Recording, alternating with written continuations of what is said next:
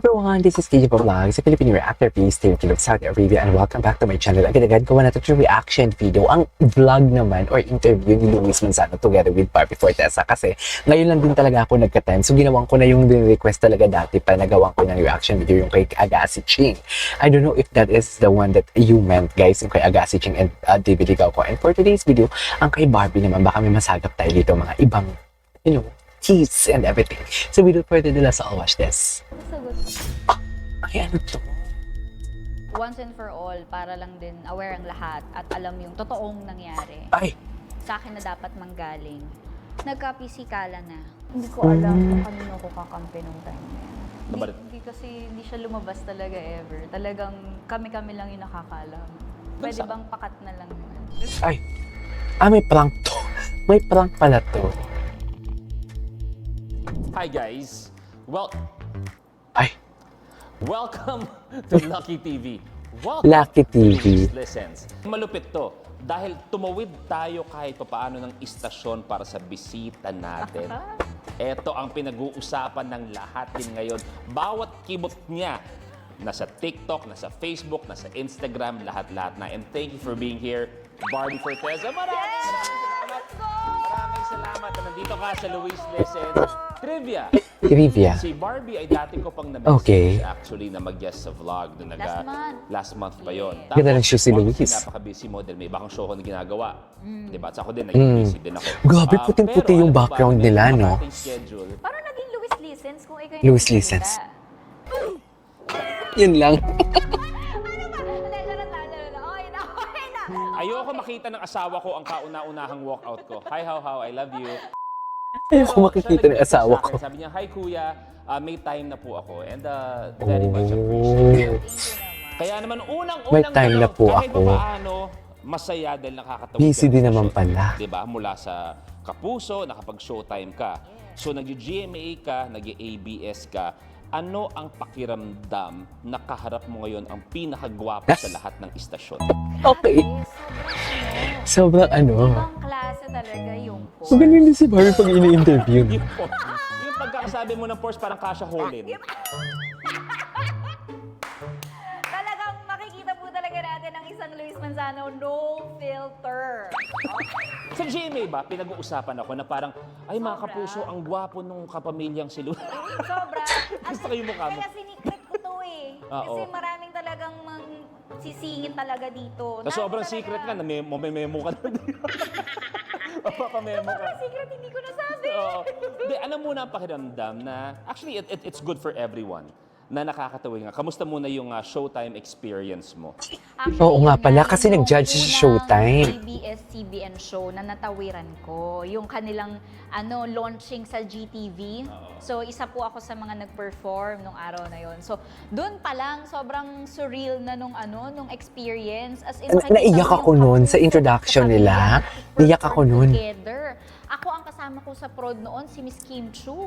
Ba, matindi. So, grabe talaga yung experience, yung hindi ko akalaing mangyayari.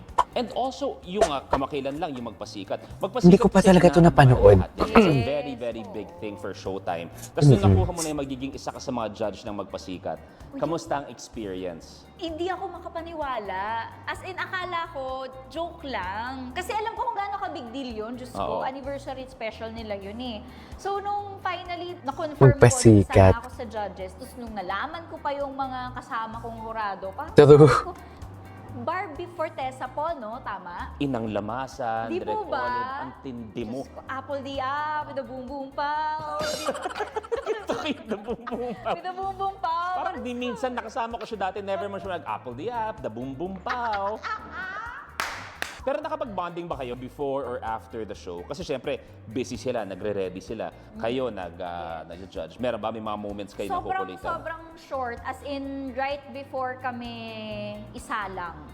Pero ang pinaka nakakatuwa talaga sa Showtime, talagang sobrang warm and bukod sa studio, napakalamig ng studio. Pakalamig sa studio.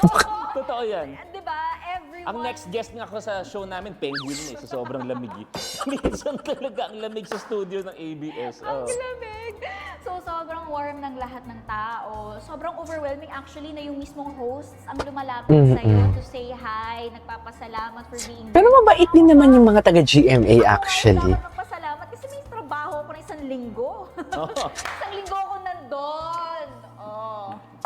Gipit ka ba? Gipit ka pa. Kasi yung Gipit sa ka. vlog mo, ako din magpo-provide. Gipit ka ba? Suggest ako, sabi lang ni Madam, may kape naman daw dito. So, ba't pa ako order? Oh, pero nag-offer ako. Pero actually, feeling ko lang naman na kung sakasakali man na marami din sa mga kapamilya pumunta sa Kapuso, ganun na ganun din yung kainit yung pagtanggap ng mga Kapuso sa kapamilya, Oo no? naman. Oo, kasi kami sa All Out Sundays, usually dun unang nag-guests. Oo. Mga galing All Out sa Sundays. Sobrang lagi kaming excited. Wala na nga siya sa AOS, so sobrang busy. Ayan, kahit naman present ang network war, Oo. noon, syempre ngayon wala na. Pero noon, syempre pinapanood pa rin namin kayo.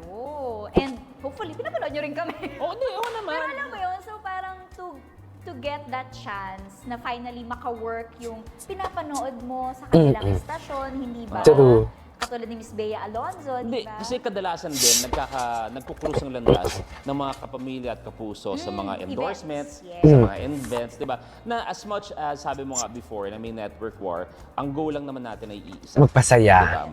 Diba? Magpasaya, mag-entertain. Iniisip kasi ng iba pa nagkita sa labas sa kapamilya kapuso, suntukan na eh. Oo, tsaka patalbugan. Oo, lagi. pero hindi, masaya lang. Yun lang ang Hindi, gusto kasi ko may lagi, mga kahit anong kapamilya din network kasi pa yan. mga atichona Anong pakiramdam talaga. mo na sobrang nag-hit, Diba? talagang ng sobra ang Ay, yun lang, nag-hit. Maria Clara at Voltes 5. Maria Clara. Wala siya sa Voltes 5. Hindi, hindi pa si Maria Clara yung sumakay dun sa... Hindi, iba. Wala siya sa Voltes 5, Hindi si Maria mami. Clara yung sumakay dun sa... Iba. Ano yung napanood? Iba, ano napanood mo ba? Maria Clara yung may mga alien, tapos nagbari lang kayo sa may bus. Ano yung title nun? Saan niyo po pinanood? Mali na Edit download po. ko. Hindi, anong pakiramdam? Kasi that's one show na talaga ng mga kahit sa Netflix, pinapanood pa rin at lahat-lahat. Nung una True. in-offer yung show, kasi very ano yun, mga karakter na kinalakihan ng Pinoy.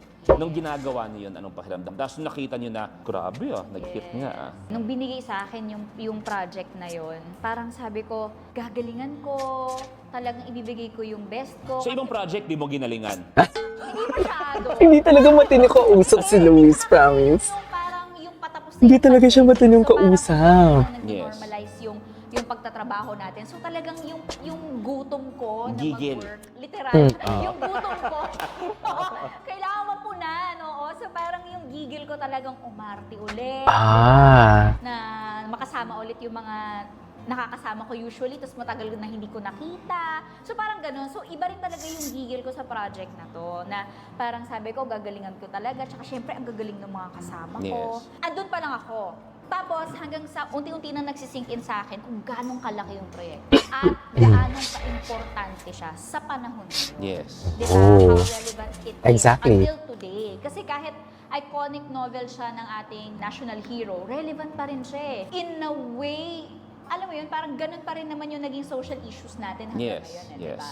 Ang hindi lang talaga namin in-expect, minahal at in-embrace ng mga Pilipino, ng mga tao, ang period sa TV.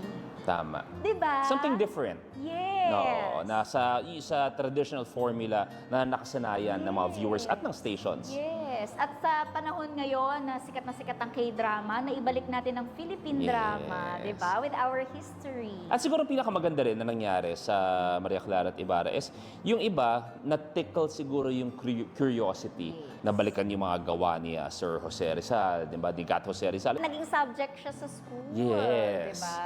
Pero one thing about kay Barbie na siguro na pag-usapan na to over and over again, your personal life is out there. Sobra. I mean, before, ganun talaga sa showbiz. Pero para sa akin, especially this last year, mas na-amplify ng lahat na bawat galaw mo, anong pakiramdam na I think that's the perfect term, na-amplify. na-amplify. Kasi kumbaga pinag-uusapan na always rin been there. Oo. Diba? So eto, anong pakiramdam na ngayon, bigla na lang, pak! Kung pinag-uusapan dati, eto times 100. Tapos ngayon, kumbaga nalalagyan pa ng iba't ibang mga kulay. Ah. Kasi hindi ko naman talaga po inaasahan eh. Noong una, na-overwhelm ako. To the point na kinailangan kong puntahan ng kapatid ko sa Chicago. Kasi parang para sa akin masyadong naging overwhelming. Parang nakakalunod masyado. I mean, I really liked the attention, the recognition. Oo. Pero Pero syempre, nalulunod. Nalulunod din pala siya sa fame. Lahat parang naging Issue. Oo, critic. Oo. True. Parang kahit Mm-mm. hindi na sa pag-arte, yung personal mong buhay, parang True. tinuturuan ka nila paano ka mabuhay. Oo. Yung Mm-mm. gano'n, just because nakilala nila ako sa Maria Clara Oo. Tutara, yung gano'n. So parang sa akin, nalunod ako for a time. So I Mm-mm. had to leave, nagbakasyon ako sa kapatid ko sa Amerika. Na-toxic kasama siya. ko sa pamangkin ko. Na-toxic. Kasi sabi mo, parang dinidiin mo sa akin sa Amerika. Tingin mo, hindi pa ako nakakapuntang Amerika. Nag-joke na naman siya. Nag-joke na naman siya. Parang dinidiin mo sa, may visa ka? May visa din ako. May visa ka. Amerika, kaya paulit-ulitin na natin. Yung talagang dinidiin mo sa akin sa Chicago, sa Amerika. Kasi nga there, Nakapunta ako doon, roro pa nga ginamit ko. 4 na buwan yun. Wala na doon to. No, when you say nalunod, what was it? Nalunod. Parang sleepless nights, may no anxiety. naman. Yeah. Sleepless nights. But like, hindi naman sobrang tagal. Pero I've been in the industry for 15 Kasi yung years. attention niya nasa lahat din naman kasi talaga, di ba?